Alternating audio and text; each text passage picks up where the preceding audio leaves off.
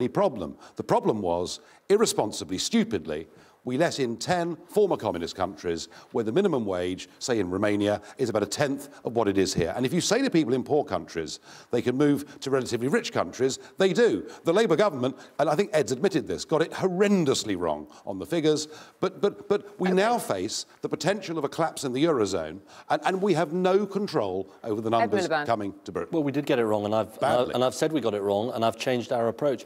But I do think there's a wider issue here about the opportunity for our young people. Nick and David were saying how brilliant everything is on apprenticeships. Take an issue, IT.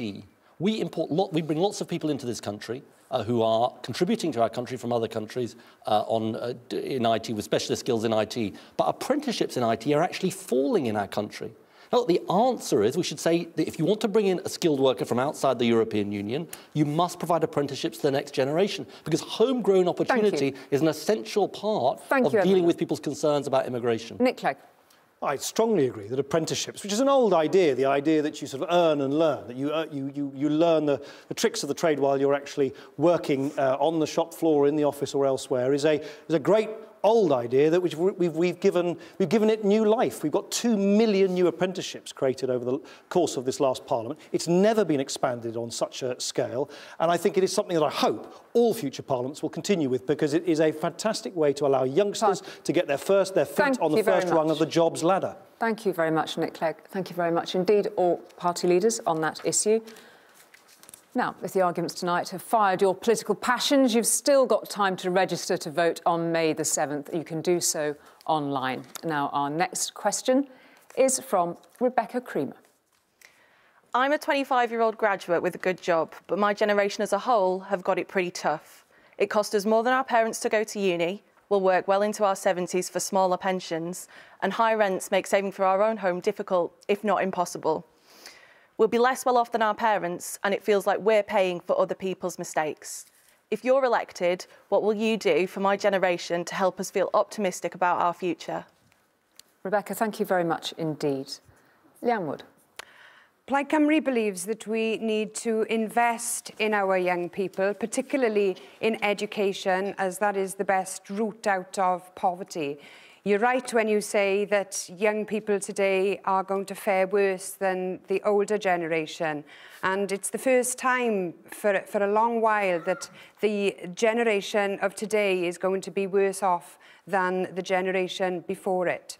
Plaid Cymru wants to provide free tuition fees for students, but because of austerity, we are not in a position to do that, even if we were running the Welsh Government. We want to keep the tuition fee subsidy that is available for Welsh students, but we would like students to study in Wales so that we can invest that public money into Welsh universities.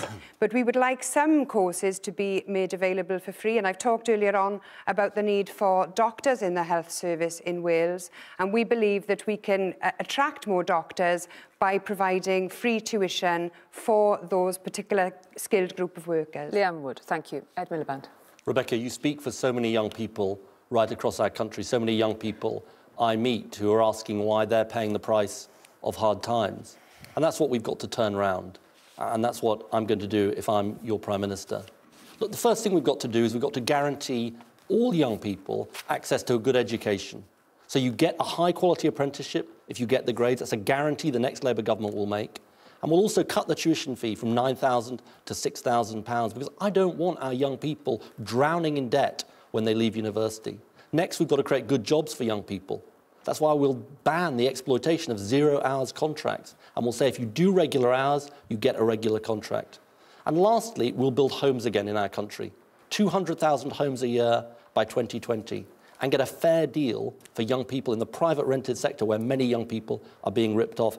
I believe in what I call the promise of Britain, that the next generation does better than the last. I believe we can restore it. Ed Miliband, thank you. David Cameron. Well, thank you, Rebecca, for your question. I think it's absolutely crucial. I think the most important thing is to make sure there are good jobs for people to do. And obviously, in the last Parliament, we've created 2 million new jobs. And in the next Parliament, we want to create 2 million more good jobs for people. I think apprenticeships and universities are vital. I want our young people to have the choice of either. So we're going to have 3 million apprenticeships in the next Parliament, but also we've uncapped university places, so whoever wants a place can go to university. In terms of building homes, I want us to build homes that people can afford to buy, and that's what our starter homes are all about. Put at 80% of the market price, not available to foreign buyers or investment funds, but there for British people to buy and to own. And with our Help to Buy, that has helped about 88,000 people onto the housing ladder, we can make that a reality for people. Now, I know it seems odd to answer a question from a young person about pensions, but actually it is important to be able to look forward to security and dignity in old age. And we've safeguarded the pension because people in our country should be able to look forward to dignity and security at the end of a hard working life. David Cameron, thank you. Natalie Bennett. Well, Rebecca, we believe that education is a public good and therefore it should be paid for from general progressive taxation, far more progressive than we have now. Just look at the facts on this. Students on average now are leaving university with £44,000 worth of debt. 73% of them on current figures will never pay that off. They're going through 30 years of their life, for many people from roughly their mid-20s to their mid-50s. Any time you earn any sort of money at all, you're going to be paying a significant chunk of your income to a debt that you'll never repay. And it's not like this system is actually working. On current figures, again, 45p in the pound is never going to be repaid. So we, in the Green Party, not only want zero university tuition fees, we also want to pay off student loan company debts so people don't have that weight of debt. But of course, we also need changes in housing and jobs that you can build a life on, which is why we're calling for a minimum wage of £10 an hour by 2020. Natalie Bennett, thank you. Nick Clegg. Rebecca, let me take the issue of tuition fees head on. I, of course, famously, infamously, couldn't put into practice my party's policy on tuition fees for reasons which I hope you're familiar with. They were introduced by Labour and actually jacked up by Labour, and there was no money left. But we did the next best thing, got the fairest deal possible, and thankfully now there are more young people going to university than ever before on full-time courses, and there are more young people from disadvantaged backgrounds.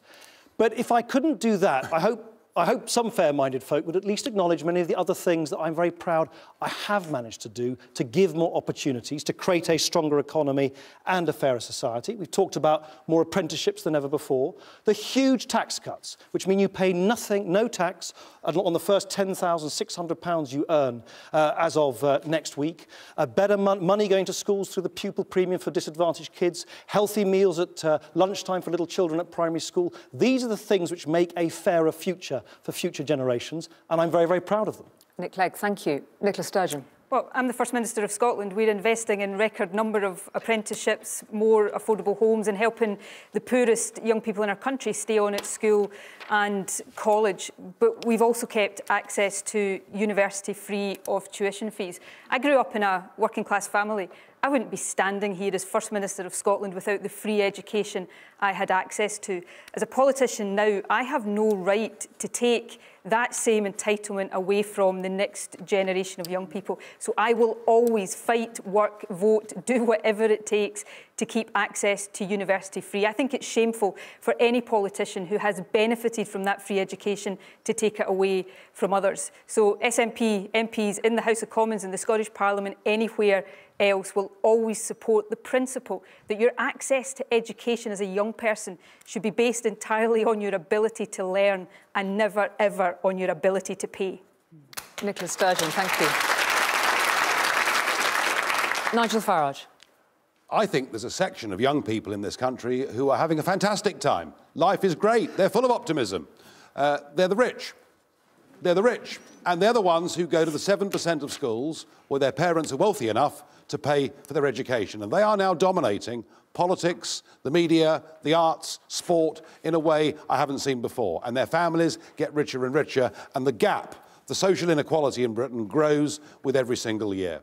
By abolishing grammar schools, by abolishing selective education, what we did actually was to pull up the ladder on tens of thousands of young men and women every year who would have done better had they gone to a grammar school. With university education, we encouraged lots of people to go to university who actually weren't academic and have come out with debt and would have done better with trade and skills. And to give optimism on housing, well, I've said earlier, we have to build a new house every 7 minutes to cope with migration. Let's cut the numbers and let's have a brownfield building revolution. Nigel Farage, thank you. To open the debate, I'll turn to David Cameron. Well, let me make a point about schools, because actually, under this government, we've got 1 million more children in good or outstanding schools. And one of the reasons for that is we've opened up the state education system and encouraged great education providers, teachers and charities to come in and set up schools. I was at one today, the Warrington King's Academy. 3 times more pupils want to go than they can take. And I think these free schools are a great institution, but Ed Miliband's party says no more and is even contemplating shutting down some of the schools that are about to get going. I say we need more good school places, and whether they're academies or free schools or university technical colleges, that's what we need. But why is the Conservative Party planning to cut the money for schools? You're planning to cut over £3 billion out of the schools budget. That is no way to guarantee fairness. And when in the government over the last 5 years, your party wanted to cut money. We've got £7 billion for new primary school places. I have to say, with Nick Clegg, we sat in the cabinet room together. We took difficult decisions together. Nick, I defend all of the decisions we took, and I think your sort of pick and mix approach is not going to convince anyone. I remember vividly when your party wanted to cut spending for schools at the beginning of the last Parliament, and I said no, because you don't make society fairer by cutting the money that goes to nurseries, colleges and schools. I think they're both blaming each other, and they're both right, Julie. Look, the thing I would say to David Cameron is, of course, his scares about free schools are wrong. We do not want a system in the future which has unqualified teachers, 17,000 unqualified teachers in our schools. But look, there's a bigger issue, because Rebecca, who asked the question, was asking about young people going into the world today, and you've heard David Cameron and Nick Clegg defend a system which ensures that young people leave university with £44,000 worth of debt. He didn't have to leave school with £44,000 worth of debt, nor did he. Now, nor did I. But the difference with me is I'm going to do something about it. I'm going to cut the tuition fee. Would I like to go further than £6,000? Of course I would. But it's a costed plan to reduce the tuition fee. And Nick, you describing a broken promise as the next best thing. I mean, I'm sure I'll remember that for the future. But, it was a broken promise. You betrayed the young people of our country. Can I reply to that? I mean, I get this sort of pious stance from Ed Miliband. This is the man who was part of a government that said no boom and bust in the economy and crashed our economy, jeopardising the future generations and life chances of millions of people in this country. I've apologised. I've taken responsibility for the mistakes I've made. Why don't you, in front of the British people, Ed Miliband, apologise for your role in crashing... Nothing euphemistic. Say, I'm sorry for crashing the British economy. Of course, that's what you did. We said we got it wrong on bank regulation. Absolutely, we said we were sorry for what we did in relation to the banks, and the banks were under-regulated. But let me just point out, there was a global financial crisis. And let me just point this out. David, when you were in opposition at the time, as leader of the opposition, you were saying the banks were over-regulated. So I'm really not going to take any lectures from you about the global financial crisis. Ed Miliband still thinks the last Labour government didn't borrow enough, didn't spend enough, didn't tax enough. I mean, that is the truth. And young people suffer the most. When you have an economy with out-of-control welfare, out-of-control debt, out-of-control spending, young people suffer the most because the deficit and the debt is on their heads. They suffer the most when you have a Conservative Prime Minister making unfair choices. Natalie Bennett. That's why they suffer, David. Thank you. Natalie Bennett. I think we were talking about education. Exactly. So perhaps we can go back there. And to come back to the point about education, and particularly the point that David Cameron raised about free schools, we have a system brought in, supported with the academies of the former government, that were based on competition. The idea is that schools compete with each other. They fight against each other. The Green Party, we don't believe that should be the foundation of schooling. We should have cooperation. We want to bring free schools and academies back under local authority control, have an overall cooperative system. And much more than that, we need a school system that isn't focused on exams, that isn't an exam factory that shoves children through exam after exam after exam. Children need an education for life, and that means a much broader education, an education that includes things like first aid, cooking, sex and relationship education, personal finance education. We need a much broader education that prepares our young people for life. Thank you very much indeed. Leanne Wood. In Wales, there will be more cuts to education. There will be a difficulty continuing the tuition fee grant beyond 2017.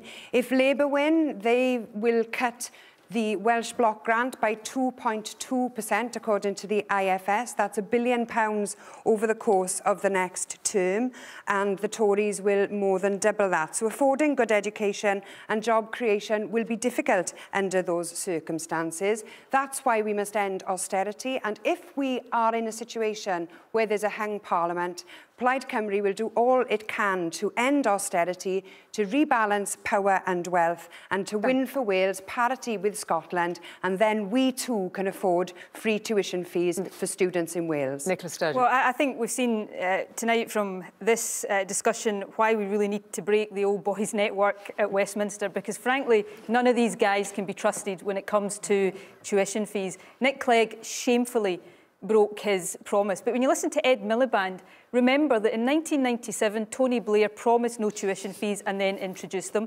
In 2005, he said no top-up tuition fees, and then after the election, top-up tuition fees were introduced. If you want Ed Miliband, if he does get to be Prime Minister, to keep his promise on tuition fees and on the other progressive policies that he's now promising, then I would say hope there's some SNP MPs in the House of Commons keeping him honest. Thank you very much. Let's just return to the question, because Rebecca put a lot of issues into this question. It wasn't just about education, it was about housing too. It was also about possibly the younger generation paying for other people's Can I just, on the housing point, it's a very important point, because Rebecca, I'm sure, is in keeping with lots and lots of young people worried that you're not going to be able to get your feet on the first rung of the property ladder. The Liberal Democrats, we've got, I think, an idea which might help Rebecca, and it is this. At the moment, lots and lots of young people can't afford the deposit to get a mortgage on a property. So what we would do is we'd introduce a rent-to-own scheme where you wouldn't need to find the deposit to buy a house, but every time you pay your rent at market rates, you'd build up a share of ownership in your home. So by renting, you'd become, over time, an owner in your home. I think that would be a great, great way, which we could introduce in the next Parliament, to give people like Rebecca that tangible belief that they can hope to live in a home which they can call their own. UKIP on housing. Yeah, well, I think this is about demand and supply. Markets are about demand and supply. If you're having to build a new house every 7 minutes to cope with 300,000 people a year net coming into Britain, you have a problem. So that side of it, a government, an independent government, can deal with that and reduce the numbers coming. But we need to build lots and lots of houses. The problem is that developers want to build on greenfield sites. It is cheaper for them, it is better for them. And indeed, changes in the planning laws mean it's actually much easier for them to build on those sites. I think what government needs to do, and I don't always want government to intervene, but I do think here government should supply grants and actually make decontamination of brownfield sites something that is a big opportunity for developers. And we could build 200,000 new houses a year on brownfield sites and solve much of this problem. Nicola Sturgeon. Well, housing is hugely, hugely important. In Scotland, as I know is the case in other parts of the UK, we're investing in schemes like Help to Buy, in shared equity, in taking a range of steps to help people, not just young people, but young people in particular, get their first foot on the housing ladder. But we're also protecting affordable housing as well, and investing in greater numbers of affordable homes, because there are some people, even with the help of shared equity, will not be able in the short or medium term to buy their own home. And we have a duty and an obligation to make sure we're providing good quality houses for rent as well, and that's really important. Thank you very much, Ed Miliband. I want to pick up on something that's very important to young people, which is renting in the private sector. Lots of young people have this experience. It's incredibly insecure. It's sometimes substandard accommodation. Now, we're the only party with a plan to get a fair deal in the private rented sector. 3-year tenancies, not 1-year tenancies. Rent stabilised during that time, and stopping letting agents charging tenants, because at the moment they charge tenants and landlords fees. And that is a massive issue for young people all across our country, and we will act. But it's all part of saying, look, we've got to stand up to some of these powerful interests and actually make our country work for young people. Thank you, Ed Miliband. Let's just return to the final element of Rebecca's question. She took in an awful lot of ground with it. If you are elected, what will you do to help my generation feel optimistic about our future? David Cameron.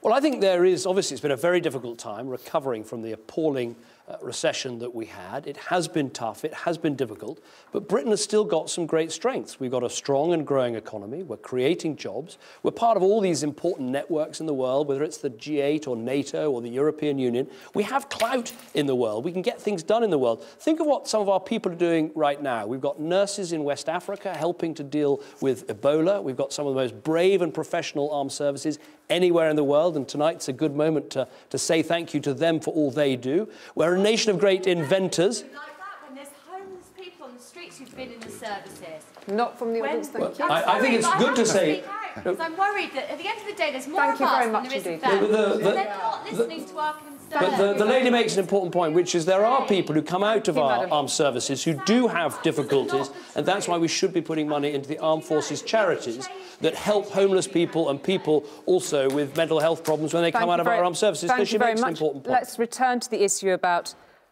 providing optimism for a younger generation. Natalie Bennett. Well, I think I made in my opening remarks reference to climate change. And that, of course, is one of the critical issues that we have to deal with to provide an optimistic future. But much broader than that, we have to stop trashing our planet. If we think about in Britain today, we're currently collectively using the resources of 3 planets when we've only got 1. We have to rebuild and invest in our economy to deal with that. And just to think about what my generation, the kind of legacy we're leaving your generation. Thank you. World Wildlife Fund figures, just that this is really important.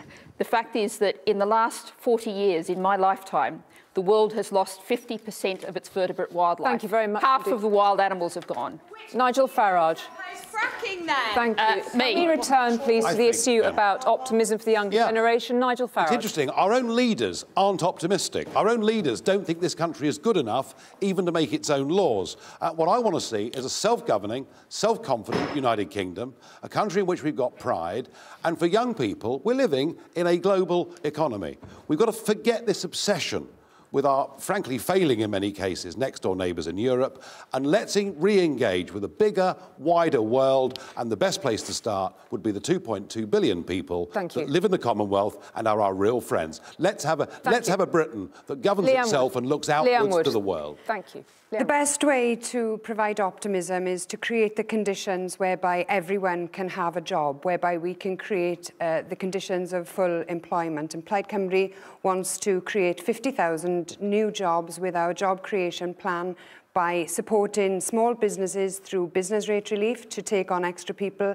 and also changing the way that the public sector contracts out to the private sector to guarantee more jobs to be local jobs. Thank you very much. A note of optimism for the younger generation. I think the only way we're going to instill optimism is if we wipe the slate clean for the next generation. We have to release Rebecca and her generation of the debt and the deficit of this generation. I don't want Rebecca, I don't want my own kids, I don't want any of our children to pay the price for this generation's mistakes. And if I can leave Rebecca and everybody with just one figure in mind, one statistic, £46 billion.